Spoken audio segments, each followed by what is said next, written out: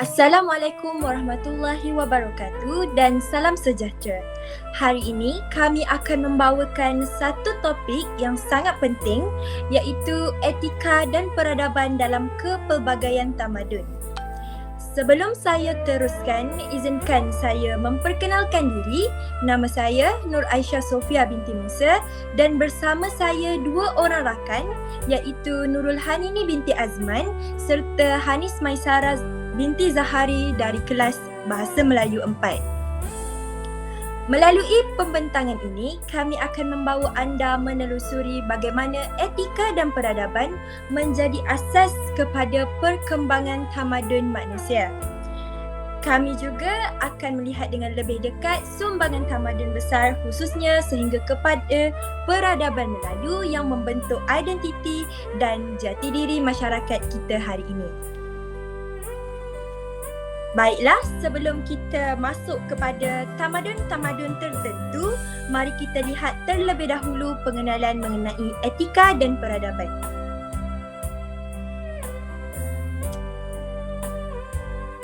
Etika boleh difahami sebagai prinsip moral yang membimbing tingkah laku manusia. Ia menjadi asas untuk menentukan sama ada sesuatu perbuatan itu betul atau salah. Aristotle menjelaskan bahawa etika membimbing manusia untuk mencapai idominya, iaitu kebaikan tertinggi. Peradaban pula merujuk kepada tahap kemajuan masyarakat bukan sahaja dalam aspek material tetapi juga rohani.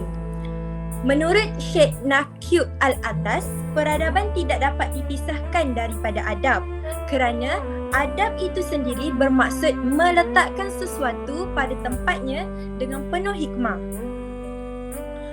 Dalam konteks Malaysia, etika dan peradaban merupakan asas penting kepada perpaduan dan keharmonian dalam sesebuah masyarakat majmuk. Tanpa etika dan peradaban, sukar untuk kita mengekalkan keamanan dan keharmonian yang kita nikmati pada hari ini. Baiklah, mari kita mulakan dengan peradaban Islam.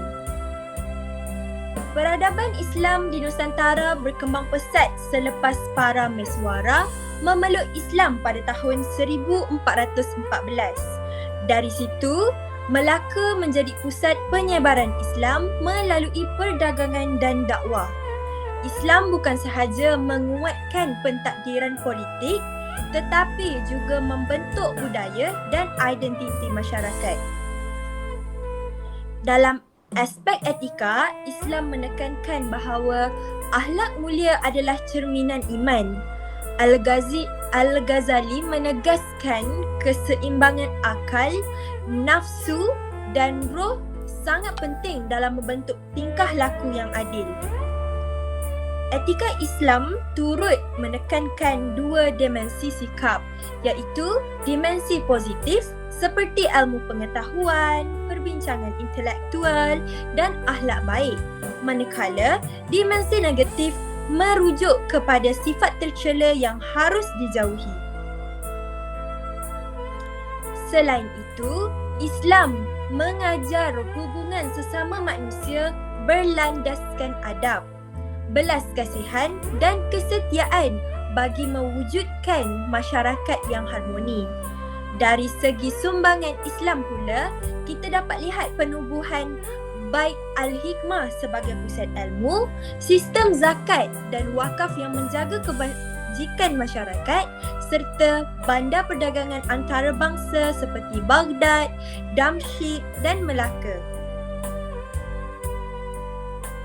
Seterusnya, kita beralih kepada peradaban Melayu.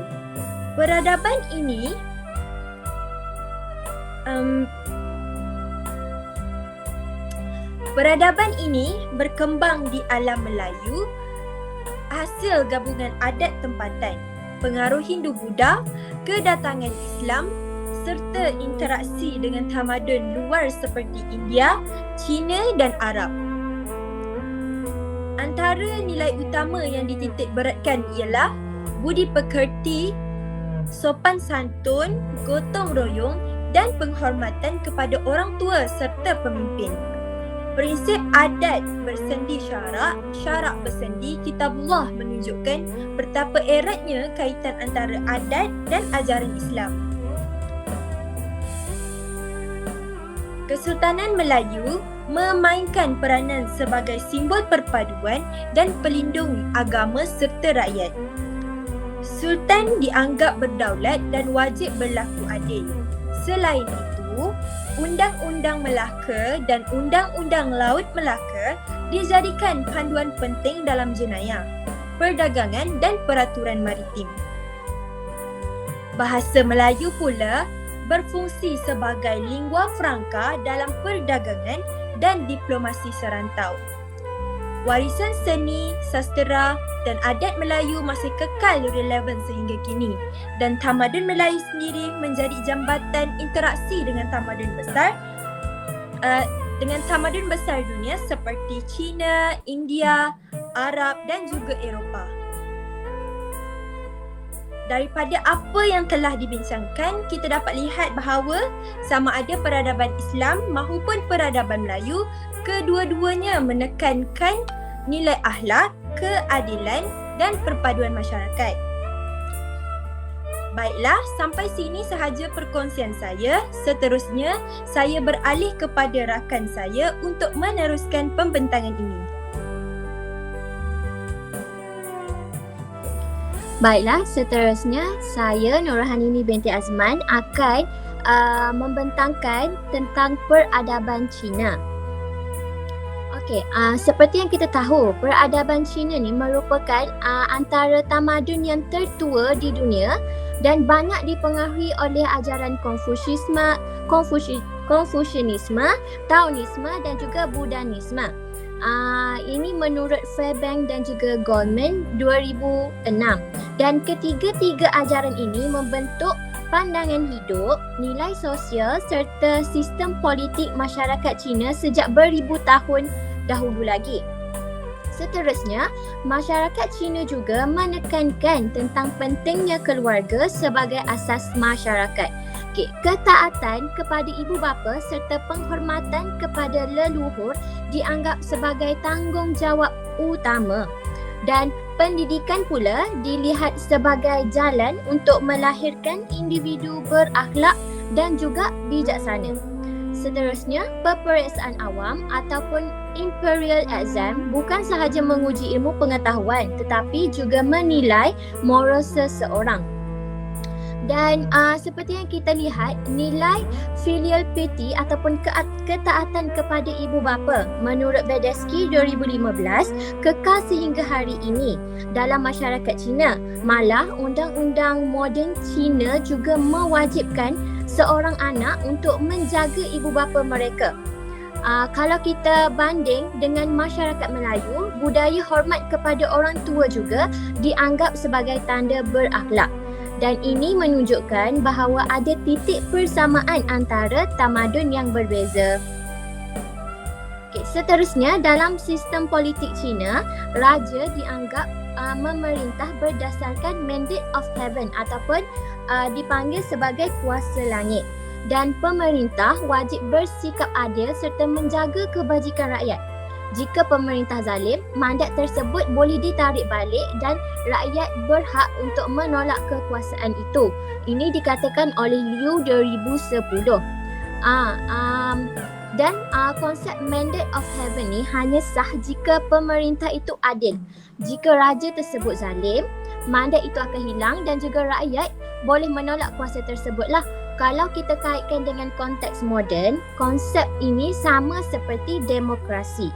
Rakyat boleh tarik balik mandat melalui pilihan raya apabila kerajaan gagal berfungsi. Jadi, walaupun lahir ribuan tahun dahulu, konsep ini masih relevan pada hari ini. Dan yang keempat, peradaban Cina menyumbang kepada nilai penting dalam pembangunan etika dan tamadun dunia. Antaranya ialah penekanan terhadap moral dalam keluarga dan negara, pengenalan konsep pemerintahan beretika serta pembudayaan sikap hormat menghormati dan kerjasama sosial dalam masyarakat. Seperti kita dapat lihat dalam contoh semasa kita pada zaman kita sekarang, ia menunjukkan kesinambungan nilai etika daripada tamadun silam ke zaman moden kita sekarang ni. Baiklah, seterusnya peradaban barat. Dalam peradaban barat yang berakar daripada tamadun Yunani dan Rom yang banyak mempengaruhi pemikiran, sistem politik serta budaya masyarakat moden. Yunani terkenal dengan tradisi falsafah dan juga demokrasi, manakala Rom pula menyumbang kepada sistem undang-undang dan juga pentadbiran serta ketenteraan. Seterusnya, menurut Russell 1946 juga, falsafah Yunani merupakan asas kepada perkembangan sains moden. Tapi kalau kita bandingkan dengan tamadun timur, peradaban barat lebih menekankan rationality, manakala timur pula menekankan keseimbangan antara akal dan juga rohani. Jadi inilah yang membezakan hala tuju kedua-dua tamadun ini. Seterusnya, peradaban barat menekankan beberapa prinsip penting, iaitu rasionalisme dan juga logik, humanisme, individualisme, sekularisme, materialisme, demokrasi liberal serta kemajuan sains dan juga teknologi. Nilai-nilai ini membentuk asas tamadun barat moden dan menjadi rujukan dalam pelbagai aspek kehidupan menurut Davis 1996. Jadi Davis juga dia menyatakan bahawa demokrasi dan juga undang-undang Rom ni menjadi model politik moden di seluruh dunia. Hari ini banyak negara membentuk perlembagaan berasaskan prinsip keadilan yang diwarisi daripada tradisi barat, iaitu prinsip innocent until proven guilty. Namun tak semua nilai ini sesuai untuk diterapkan bulat-bulat dalam konteks Asia kerana budaya kita ni lebih berasaskan kepada kolektivisme. Seterusnya, peradaban barat juga memberi sumbangan yang besar kepada dunia melalui kemajuan teknologi, pendidikan, perubatan dan juga industri.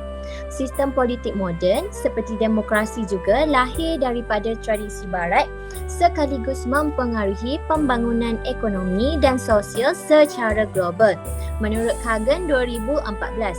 Dan Kagan juga menyatakan bahawa zaman Renaissance iaitu jambatan daripada zaman kegelapan kepada zaman moden kerana ia melahirkan seni, sains dan juga falsafah yang barulah. Dan idea ini kemudian berkembang dalam zaman Enlightenment yang menekankan prinsip kebebasan, hak asasi dan juga sekularisme yang menjadi asas kepada demokrasi moden dan juga revolusi di Eropah. Namun, penekanan berlebihan kepada sekularisme dan juga kebebasan tanpa batas membawa kepada krisis moral, hedonisme serta keruntuhan institusi keluarga. Dan penjajahan oleh kuasa barat juga telah mengeksploitasi negara-negara dunia ketiga meninggalkan kesan mendalam terhadap politik dan juga ekonomi global. Dan Edward Said 1978, dan beliau juga mengatakan dalam Orientalism mengkritik barat kerana menggambarkan timur sebagai lemah dan juga perlu dijajah. Ini jelas meninggalkan kesan buruk terhadap bekas jajahan dari sudut politik dan juga ekonomi. Dalam konteks moden, ada pihak melihat penguasaan ekonomi barat melalui globalisasi sebagai bentuk penjajahan baru. Jadi di sinilah kita lihat pertembungan antara etika dan juga peradaban. Melalui peradaban-peradaban yang telah diperkatakan sebentar tadi, dapatlah kita lihat bahawa terdapat persamaan dan juga perbezaan yang sehingga kini masih lagi dikekalkan dan juga ada yang sudah ditinggalkan. Jadi itu sahaja daripada saya. Seterusnya saya serahkan kepada rakan saya untuk meneruskan pembentangan ini. Seterusnya saya akan membentangkan tentang peranan etika di Malaysia. Iaitu etika di Malaysia ni mengikut Abdul Fattah dan juga Ramli 2022, etika ni berperanan sebagai panduan moral dalam tingkah laku masyarakat, membentuk identiti nasional yang beradab dan juga bertanggungjawab. Identiti nasional yang beradab dan bertanggungjawab bermaksud rakyat ni sesebuah negara memiliki jati diri yang kukuh, berakhlak mulia serta menunaikan kewajipan terhadap diri, masyarakat dan juga negara. Jadi proses pembentukan identiti ni sangat penting untuk memastikan keharmonian dalam masyarakat majmuk seperti rakyat di Malaysia, iaitu masyarakat yang terdiri daripada berbilang kaum. Seterusnya, menggalakkan amalan saling menghormati antara kaum, agama, asas keharmonian masyarakat majmuk. Seperti yang kita tahu, rakyat Malaysia terdiri daripada rakyat yang berbilang kaum, iaitu kaum yang daripada China, India dan juga daripada etnik-etnik yang berbeza. Justeru, amalan saling menghormati antara kepercayaan dan kebudayaan masing-masing sangatlah penting untuk melahirkan keharmonian masyarakat di negara yang majmuk. Seterusnya, menyokong pembangunan individu yang jujur, adil dan bertanggungjawab dalam kehidupan seharian. Contohnya, kejujuran ini membolehkan seseorang dipercayai dan menjauhi penipuan. Keadilan pula memastikan layanan yang sama rata setiap orang tanpa pilih kasih, manakala tanggungjawab menjadikan individu ni lebih amanah dalam melaksanakan tugas serta menjaga kesejahteraan bersama. Jadi dalam kehidupan seharian ni, nilai ni diamalkan melalui sikap yang telus dalam pekerjaan, adil dalam membuat keputusan dan juga bertanggungjawab terhadap keluarga, masyarakat serta negara. Okey, seterusnya kita pergi pula kepada peranan peradaban di Malaysia. Yang pertama, Muhammad Zain Mubarak 2021 pernah menyentuh, iaitu peradaban ni berperanan untuk membentuk masyarakat yang kaya dengan adab resam, seni dan tradisi melalui interaksi pelbagai budaya dan agama. Contohnya, masyarakat yang kaya dengan adab resam ni dapat dibentuk melalui pergaulan dan interaksi pelbagai budaya serta agama. Macam di Malaysia, kaum seperti Melayu, Cina, India dan etnik lain dapat mewujudkan warisan bersama dalam bentuk pakaian tradisional, makanan, seni bina, tarian dan juga bahasa. Jadi perpaduan inilah yang akan melahirkan identiti masyarakat yang unik, harmoni dan juga saling menghormati. Seterusnya, menjadi asas pemeliharaan perpaduan dan keharmonian nasional, iaitu yang disebut oleh Atirah dan Nur 2021. Apa yang disentuh berkaitan asas pemeliharaan perpaduan dan keharmonian. Apabila masyarakat terdiri daripada masyarakat yang beradab, justeru sesama sendiri, mereka akan dapat mewujudkan perpaduan tanpa rasa marah ataupun tidak hormat sesama mereka. Akhir sekali, yang untuk peranan peradaban di Malaysia tu menggalakkan penghargaan terhadap warisan budaya dan juga sejarah Malaysia, iaitu mengekalkan identiti negara. Contohnya, kalau kita sebut tentang penghargaan terhadap warisan budaya, masing-masing ada budaya tersendiri, iaitu seperti Cina ada warisan Cina, India ada warisan India. Jadi kita perlulah memberi penghargaan terhadap warisan mereka tanpa mempersoalkan kenapa kebudayaan mereka macam ni dan juga kenapa kebudayaan mereka begitu. Justeru, apabila kita mengamalkan penghormatan terhadap budaya-budaya tersebut, tanpa kita sedar, ia akan mengekalkan identiti negara, iaitu negara yang bersatu padu. Seterusnya kita pergi kepada etika dan peradaban dalam kehidupan sosial, iaitu menyokong kesedaran sosial dan juga tanggungjawab terhadap masyarakat. Apabila kita tengok, kalau kesedaran sosial ni bermaksud membina sikap prihatin terhadap keperluan orang lain serta aktif menyumbang dalam kesejahteraan bersama. Ia boleh diamalkan melalui semangat tolong-menolong, gotong royong, menghormati hak orang lain, menjaga kebersihan serta dapat melibatkan diri dalam aktiviti kemasyarakatan. Jadi nilai ini sangat penting untuk mewujudkan masyarakat yang harmoni, bersatu padu dan sejahtera. Seterusnya, menggalakkan penglibatan dalam aktiviti sosial seperti CSR, gotong royong dan juga pendidikan pendidikan komuniti, iaitu perkara yang disentuh oleh Atirah, Yusof dan Embong 2021. CSR bermaksud Corporate Social Responsibility, iaitu bermaksud inisiatif ataupun aktiviti yang dilakukan oleh syarikat atau organisasi untuk memberi manfaat kepada masyarakat, alam sekitar dan pembangunan negara di samping menjalankan perniagaan, contohnya sumbangan kepada golongan kurang berkemampuan, aktiviti mesra alam seperti menanam pokok. Jadi kalau kita tengok dari aspek menggalakkan penlibatan untuk CSR ni, bermaksud masyarakat ni bersama-sama untuk menyumbang tenaga, masa dan juga idea demi kebaikan bersama. Jadi program CSR ni melibatkan syarikat untuk membantu masyarakat melalui sumbangan ataupun projek kemasyarakatan. Kalau pendidikan komuniti pula, iaitu meningkatkan ilmu serta kesedaran sosial. Jadi semua ini akan membentuk masyarakat yang lebih prihatin, bersatu padu dan juga bertanggungjawab.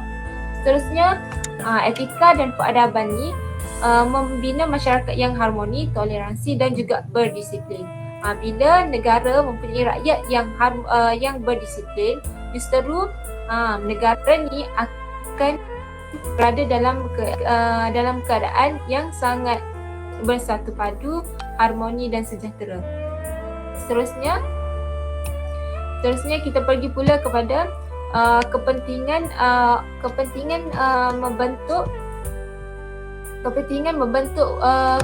peranan etika, iaitu yang pertama membentuk watak dan moral individu, iaitu bermaksud untuk memproses mendidik supaya seseorang tu memiliki kepribadian yang baik, berdisiplin dan juga berakhlak mulia. Jadi ia ni dapat dicapai melalui didikan agama, pendidikan formal, pengaruh keluarga dan juga persekitaran yang positif. Individu yang berwatak mulia ni akan mengamalkan kejujuran, tanggungjawab, toleransi dan juga menghormati dalam kehidupan seharian. Terusnya meningkatkan keharmonian sosial. Etika sangat menekankan keharmonian dalam sesebuah negara. Jadi etika ni menjurus kepada nilai murni sesebuah negara tu. Jadi bila negara tersebut mempunyai rakyat yang beretika, ia akan menjamin kesejahteraan negara. Seterusnya, menyokong pembangunan negara menurut Muhammad Zain Mubarak, iaitu apabila rakyat yang mempunyai etika, mempunyai kejujuran dan berdisiplin, tanpa kita sedar, ia akan meningkatkan pembangunan dan menjadikan negara yang lebih maju kerana tidak mempunyai sebarang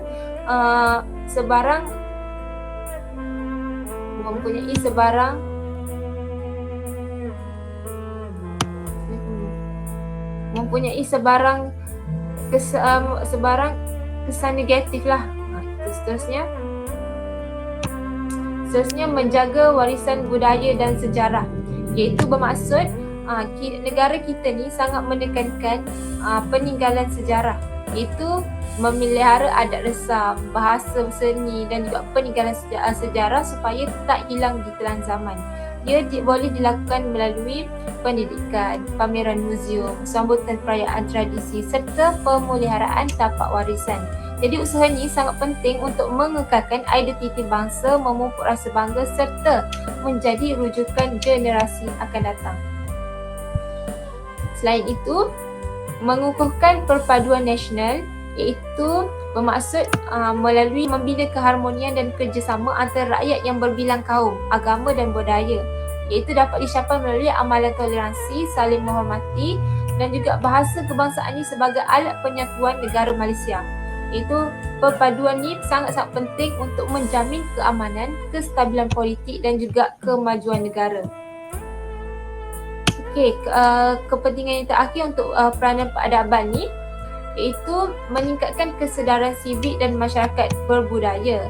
Itu bermaksud memupuk sikap prihatin, bertanggungjawab dan juga berdisiplin dalam kalangan rakyat. Jadi ini juga termasuk menjaga kebersihan awam, mematuhi undang-undang, menghormati hak orang lain serta mengamalkan nilai sopan santun dan toleransi. Jadi usaha ini sangat dapat melahirkan masyarakat yang beradab, harmoni dan sejahtera. Jadi etika dan peradaban dan kepelbagaian tamadun ni sangat-sangat penting untuk rakyat Malaysia kerana ia mengajar kita untuk hidup bersatu padu, saling menghormati dan juga bekerjasama walaupun berbeza agama, bangsa dan juga budaya. Dan nilai inilah yang akan membentuk masyarakat yang toleransi, harmoni dan berakhlak sekaligus mengukuhkan identiti Malaysia sebagai sebuah negara yang berbilang kaum dan sejahtera. Jadi itu sahaja untuk kesimpulan. Ini merupakan rujukan. Sekian, terima kasih.